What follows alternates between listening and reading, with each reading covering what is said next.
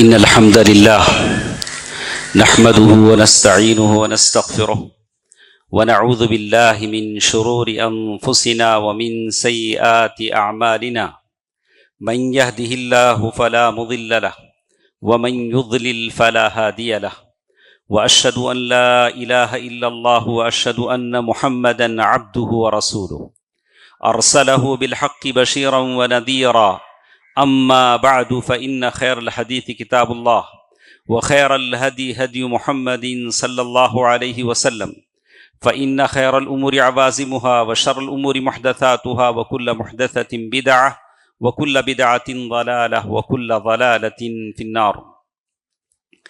فأعوذ بالله من الشيطان الرجيم. بسم الله الرحمن الرحيم. قل صدق الله فاتبعوا ملة إبراهيم حنيفا وما كان من المشركين. محترم حضرات و خواتین، چھوٹے بچوں، تمام تعریفیں اس اللہ کے لیے ہیں جس نے ہم سب کو عید الاضحیٰ منانے کی سعادت اور توفیق بخشی ہے. یہ اللہ تعالیٰ کی بہت بڑی سعادت ہے، بہت بڑی مہربانی ہے جو اللہ نے آپ پر اور مجھ پر کیا ہے.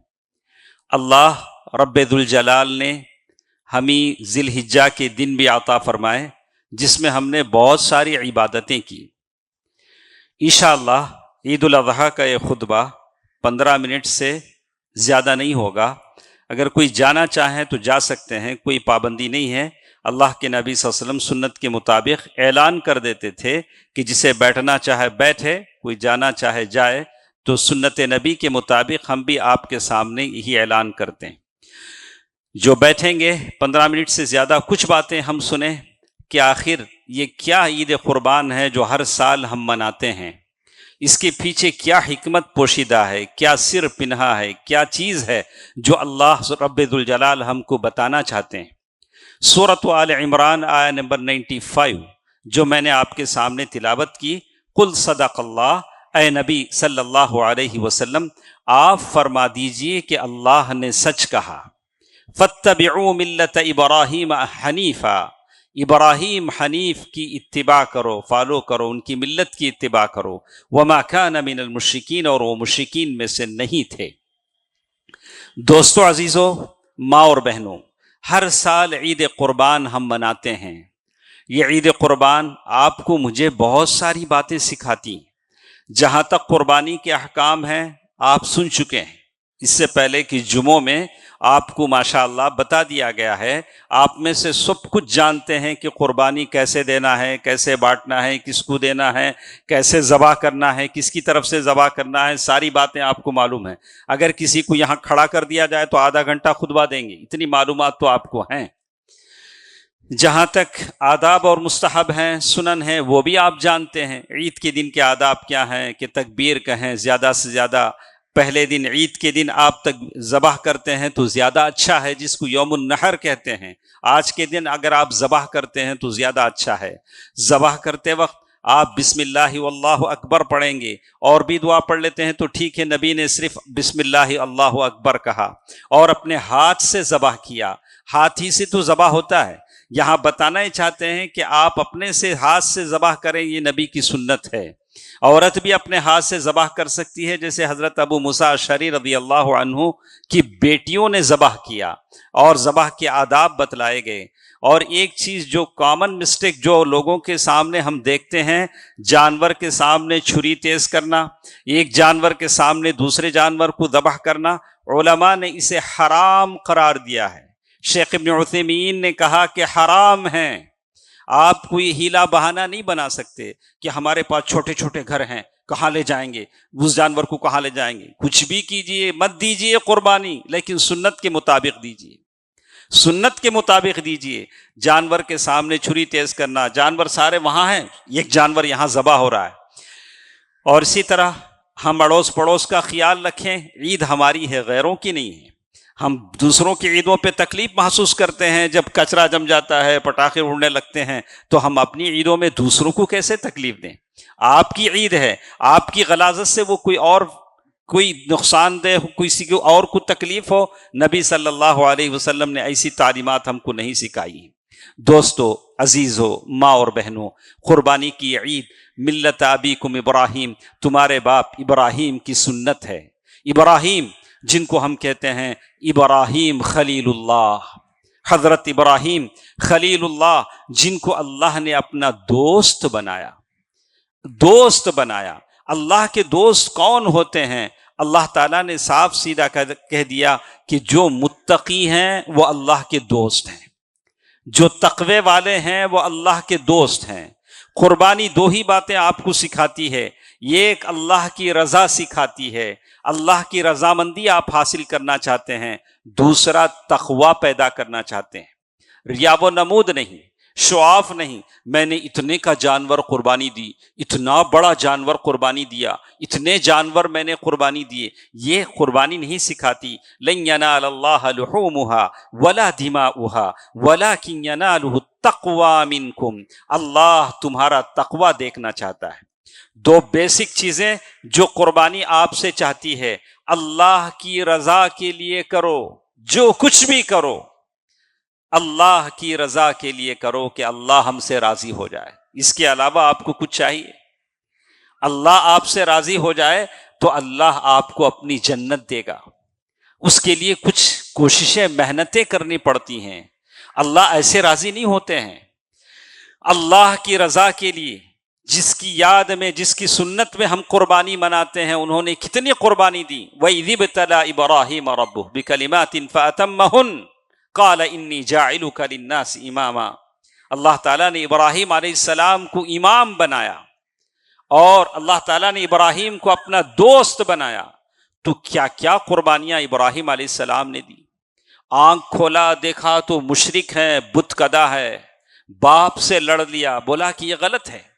کبھی آپ اپنے مشرک باپ سے آپ نے بات کی ہے؟ کبھی آپ اپنے کسی درگاہ جانے والے رشتہ دار یا اپنے پیرنٹ سے گفتگو کی ہے کہ یہ غلط ہے، یہ مزار پرستی، قبر پرستی، یہ شرک، یہ چیزیں غلط ہیں؟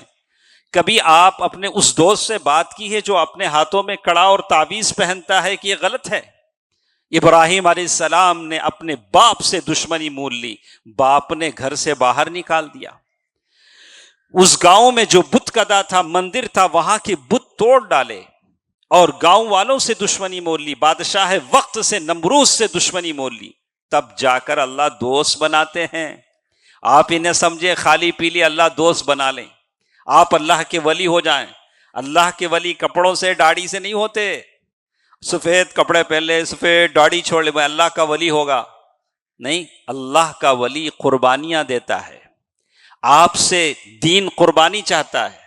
یہ قربانیوں کا دین ہے، یہ بزدلوں کا دین نہیں ہے، یہ نکموں کا دین نہیں ہے، یہ مفت میں نوالے توڑنے والوں کا دین نہیں ہے، یہ ان لوگوں کا دین ہے جو شہادت گاہ الفت میں قدم رکھتے ہیں، یہ ان لوگوں کا دین ہے، یہ سمیہ بن خیاط کا دین ہے، یہ ابو بکر کا دین ہے جس نے سارا مال اللہ کے نبی کے راستے میں قربان کر دیا، یہ عثمان غنی کا دین ہے جس نے کئی مرتبہ اپنی زندگی میں جنت خریدی، یہ وہ صحابہ کرام کا دین ہے جس نے اپنی زندگیاں اللہ کے راہ میں قربان کر دی، کہا فزت برب الاعلی، اللہ کی قسم میں کامیاب ہو گیا۔ حرام بن ملحان رضی اللہ عنہ پیچھے سے تیر لگتا ہے، شہید ہوتے ہیں اور زبان پر الفاظ ہیں فزت برب الکعبہ، میں کامیاب ہو گیا۔ ارے یہ کون سی کامیابی ہے؟ آپ شہید ہو جائیں گے، آپ فوت پا جائیں گے، لیکن کہہ رہے ہیں کہ میں کامیاب ہو گیا۔ اصل کامیابی یہ ہے، یہ فوز عظیم ہے، یہ فوز مبین ہے۔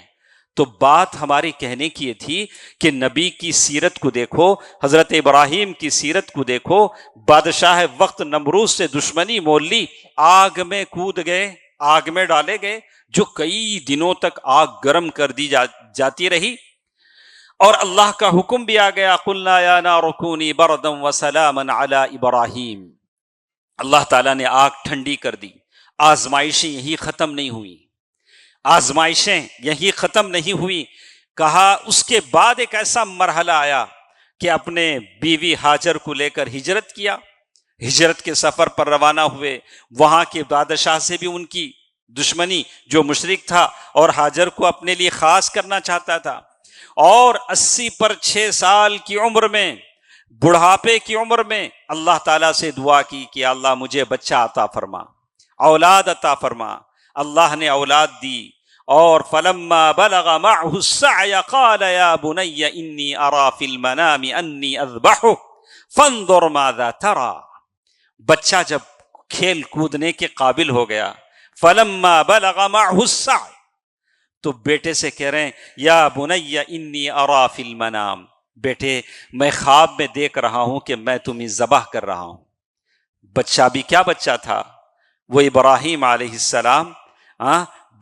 بچے نے باپ سے کہا، اسماعیل علیہ السلام، وہ کہتے ہیں فانظر ماذا ترى قال یا ابت افعل ما تؤمر، ابا جیسے آپ کے خواب میں دکھتا ہے ویسے آپ کیجیے۔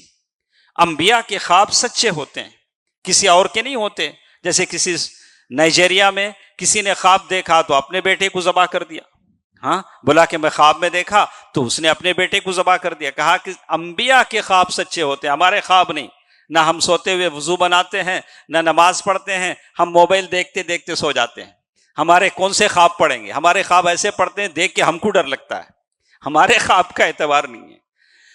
وہ نبی کے خواب تھے جو سچے ہوتے تھے، تو بیٹے نے بھی ہی جواب دیا۔ آپ اچھی طرح جانتے ہیں بعد میں کیا ہوا، وَفَدَيْنَاهُ بِذِبْحٍ عَظِيمٍ فَلَمَّا أَسْلَمَا وَتَلَّهُ لِلْجَبِينِ، جب دونوں لیٹ گئے، بیٹا بھی تیار ہو گیا، تو اللہ تعالیٰ نے آسمان سے دمبا بھیج دیا، وَفَدَيْنَاهُ بِذِبْحٍ عَظِيمٍ۔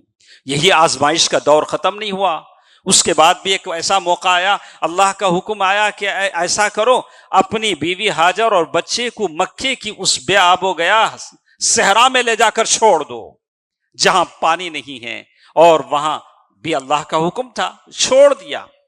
یہ آزمائشیں کیسی ہیں؟ یہ آزمائشیں کیسی ہیں جو اللہ تعالیٰ کی طرف سے ہیں۔ دوستو عزیزو، ہم آپ سے کہتے ہیں کہ ہر زمانے میں فرعون ہوتے ہیں، ہر زمانے میں فرعون ہوتے ہیں۔ موسیٰ علیہ السلام کے زمانے میں فرعون تھا، اور فرعون ہر زمانے کے مختلف ہوتے ہیں۔ زمانے کے جو تقاضے ہوتے ہیں، جو ڈیمانڈ ہوتے ہیں، زمانے کی جو مخالفتیں ہوتی ہیں، جو آپ کے دین اور ایمان کو لوٹنا چاہتے ہیں، ان امتحانوں کا مقابلہ کرو جیسے سیدنا ابراہیم نے کیا۔ ان سے کمپرمائز مت ہو جاؤ۔ ابراہیم علیہ السلام نے توحید کی آبیاری کی، شرک کے خلاف جنگ کی۔ وہ جنگ آپ کو لڑنی ہے، اپنے دین میں استقامت اختیار کرنی ہے، اور ایسے نہیں چلو ادھر کی ہوا ہو جدھر کی، کوئی کدھر بلاتا ہے تو ادھر چلے گئے، یہ ادھر بلاتا ہے تو ادھر چلے گئے۔ ہاں ایسے ہم نہیں کریں گے، ہر فرعون کا ہم مقابلہ کریں گے، اس سرزمین پر اپنے کلمہ توحید کے ساتھ زندہ رہیں گے، اپنے ایمان کے ساتھ زندہ رہیں گے۔ ہماری تاریخ، ہمارا اتہاس، ہماری سیرتیں وہ ہیں، ہمارا تعلق وہ ہے جو صحابہ کرام سے ملتا ہے، امام الانبیاء سید المرسلین صلی اللہ علیہ وسلم کی تعلیمات پر ہم عمل کرتے ہیں۔ دوستو عزیزو، خطبہ ختم کرنے سے پہلے میں سارے نوجوانوں سے کہوں گا، میرے مسلم نوجوانوں سے، میری بہنوں سے کہوں گا کہ آپ مسلمان ہیں، آپ مسلمان ہیں، آپ اسلام کے شہسوار ہیں۔ اپنے دین کا سودا نہ کرنا، اپنے دین کو نہ بیچنا، یبیع دینہ بعرض من الدنیا، تھوڑے سے دنیا کے خاطر دین کو نہ بیچنا۔ مسلمان بن کر زندہ رہیں، اپنے ایمان کے ساتھ زندہ رہیں، اپنے اخلاق کے ساتھ زندہ رہیں، اور جو کچھ زمانے میں فحش، برائی، فجور، فسوق دیکھتے ہیں، کبھی مسلمان بچی کو بھی خواہش ہوتی ہے کہ دیکھو میرے ساتھ کالج میں پڑھنے والی کیسے ڈریس پہن کے آتی ہے، روزانہ ایک ڈریس پہنتی ہے، کیسے اس کے زیورات ہیں، کیسے اس کی نمائش ہے، میں بھی چاہتی ہوں کہ یہ حجاب نکال کے پھینک دوں، میں بھی ایسے خوبصورت لگوں۔ بلا کہ تمہاری خوبصورتی تمہارے حجاب میں ہے۔ ہمارے مسلم نوجوان، میں ان سے کہوں گا کہ آپ مسلمان ہیں، آپ پیکر اخلاق بنیں، نبی صلی اللہ علیہ وسلم کی سنت کے مطابق اپنا چہرہ، اپنا لباس رکھیں، اپنی نگاہوں کو نیچے رکھیں، یہ اسلام آپ سے مطالبہ کرتا ہے۔ دوستو عزیزو، ماں اور بہنوں، عید قربان کا یہ موقع ہے، اسلام آپ سے قربانی چاہتا ہے، یہ قربانیوں کا دین ہے، یہی عید قربان ہمیں سکھاتا ہے۔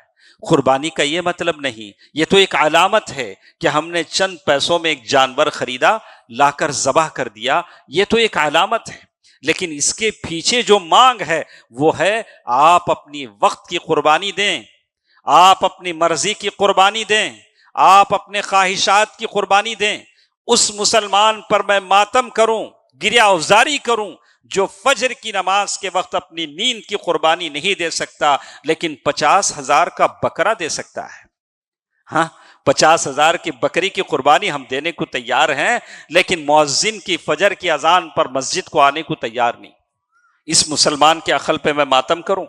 اسلام تو آپ سے ہر پل قربانی چاہتا ہے، ہمیشہ قربانی چاہتا ہے۔ اسلام کا یہ تقاضا آپ سے ہے، اس لیے کہ ہمارا دین ہی ایسے ہے، ہم اپنی مرضی سے جی نہیں سکتے، ہم سود نہیں کھا سکتے ہیں۔ اللہ کہتا نہیں حلال کھاؤ، یہاں ہماری قربانی دینی پڑتی ہے۔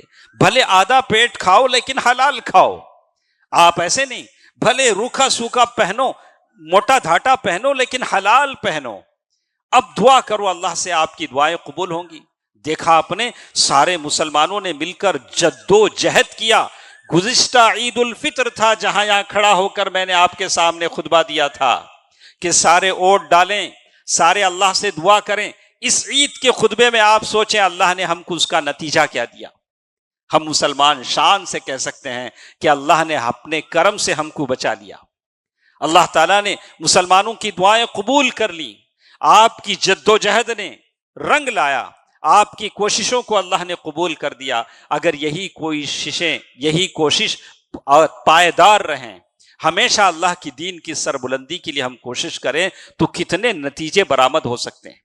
اللہ تعالیٰ سے میں دعا کرتا ہوں الہ العالمین جتنے لوگ اس دربار میں جمع ہیں، اس میدان میں جمع ہیں، یا اللہ سب کی دعاؤں کو قبول فرما۔ یا اللہ ہمارے اس میدان میں کمزور بھی ہیں، ضعیف بھی ہیں، عاجز بھی ہیں، یا اللہ سب کی دعاؤں کو قبول فرما۔ یا اللہ ہم میں جو بیمار ہیں انہیں شفائے کلی عطا فرما، شفائے عاجلہ عطا فرما۔ یا اللہ ہم سب کی دعاؤں کو شرف قبولیت سے نواز دے۔ یا اللہ عالم اسلام میں جہاں جہاں مسلمان ظالموں سے نبرد آزما ہیں، ظالم ان پر ظلم کر رہے ہیں، یا اللہ ان کو ایسا بدلہ دے جو دنیا کے لیے عبرت کا نشان بن جائے۔ یا اللہ ظالموں کے ہاتھوں کو پکڑ لے۔ یا اللہ ہم سے اور دیکھا نہیں جاتا، ہمیں صبر کی حدیں پار ہو رہی ہیں۔ یا اللہ معصوم بچوں کی حالتیں دیکھی نہیں جاتی۔ یا اللہ غزہ اور فلسطین کے مسلمانوں کی حالت دیکھی نہیں جاتی۔ یا اللہ ان مسلمانوں پر رحم فرما۔ یا اللہ ان مسلمانوں پر رحم فرما۔ یا اللہ ان مسلمانوں پر رحم فرما۔ اے الہ العالمین ہم مسلمانوں میں جو لوگ بے روزگار ہیں، فخر و فاقہ کے محتاج ہیں، یا اللہ فخر و فاقہ کا شکار ہیں، یا اللہ قرضوں میں پھنسے ہوئے ہیں، یا اللہ ساروں کو اپنے خزانے سے عطا فرما۔ یا اللہ تو دن رات خرچ کرتا ہے، تیرا ہاتھ بھرا ہوا ہے، یا اللہ مسلمانوں کو اپنے خزانے سے عطا فرما۔ یا اللہ ہم پر ایسی قوم کو مسلط نہ کر جو ہم پر ظلم کرے۔ یا اللہ ہم تیرے بندے ہیں، ہم خطا کار ہیں، ہم گنہگار ہیں، یا اللہ ہمارے گناہوں کو معاف فرما۔ یا اللہ جتنے نوجوان ہمارے سامنے بیٹھے ہیں یا ہماری آواز سن رہے ہیں، یا اللہ سب کو 5 وقت نماز کی پابندی کرنے کی توفیق نصیب فرما۔ یا اللہ ہم میں جو ایسے نوجوان ہیں جو شادی شدہ نہیں ہیں، یا اللہ انہیں اچھے جوڑے عطا فرما۔ یا اللہ ہماری بہنوں کو اچھے شوہر عطا فرما، اخلاق والے شوہر عطا فرما۔ یا اللہ نوجوانوں کو نیک صالحہ قانتہ بیویاں عطا فرما۔ یا اللہ ہمارے وہ لوگ جو دنیا سے جا چکے ہیں ان کی مغفرت فرما، ان کے قبروں کو نور سے بھر دے۔ یا اللہ ہم سب کی قربانیاں جو ہم کر رہے ہیں ان قربانیوں کو قبول فرما۔ یا اللہ تو متقیوں سے قبول کرتا ہے، یا اللہ ہماری عبادتوں کو قربانیوں کو قبول فرما۔ یا اللہ عالم اسلام کے تمام مسلمانوں کو قربانی کی عید امن کے ساتھ سلامتی کے ساتھ کرنے کی توفیق نصیب فرما۔ یا اللہ اس میدان میں جن جن بچوں نے بھی محنتیں کی ہیں اس کے ارینجمنٹ میں، یا اللہ سب کو ان کا صحیح اجر عطا فرما۔ یا اللہ ان کو صحیح مستقبل عطا فرما، روشن مستقبل عطا فرما۔ یا اللہ ان تمام کو جو اس کار خیر میں حصہ لے رہے ہیں سب کو اجر عطا فرما۔ ان اللہ و ملائکتہ یصلون علی النبی یا ایھا الذین آمنوا صلوا علیہ وسلموا تسلیما۔ اللہم صل علی محمد وعلی آل محمد كما صليت على إبراهيم وعلى آل إبراهيم إنك حميد مجيد. اللهم بارك على محمد وعلى آل محمد كما باركت على إبراهيم وعلى آل إبراهيم إنك حميد مجيد برحمتك يا أرحم الراحمين والحمد لله رب العالمين. والسلام عليكم ورحمة الله وبركاته.